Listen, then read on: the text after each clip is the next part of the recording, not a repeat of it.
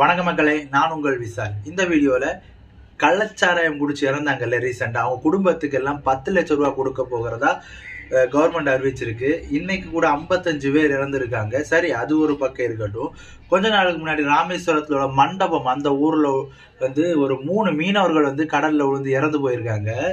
அவங்களுக்கு ஒரு குடும்பத்துக்கு 3 லட்சம் ரூபா கொடுத்துருக்காங்க. எப்படி கள்ளச்சாராயம் குடிச்சு இறந்தவங்களுக்கு வந்து 10 லட்சமும், கடலில் விழுந்து மீனவர்கள் வந்து ஒரு குடும்பத்துக்கு 3 லட்சம் கொடுத்துருக்காங்க. வருஷத்துக்கு 60,000 கோடி நினைக்கிறேன். அந்த வருமானத்தை வந்து கவர்மெண்ட்டுக்கு நாங்கள் மீனவர்கள் வந்து கொடுக்குறோம். கள்ளச்சாராயம் சட்டவிரோதமாக காய்ச்சது கள்ளச்சாராயத்து இறந்தவங்களுக்கு வந்து 10 லட்சம் ரூபா கொடுத்துருக்கீங்க. நீங்கள் கொடுங்க.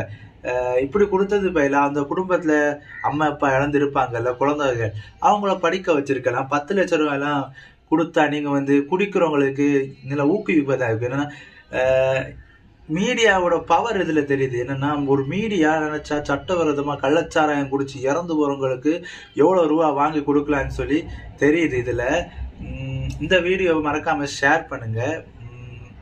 பை.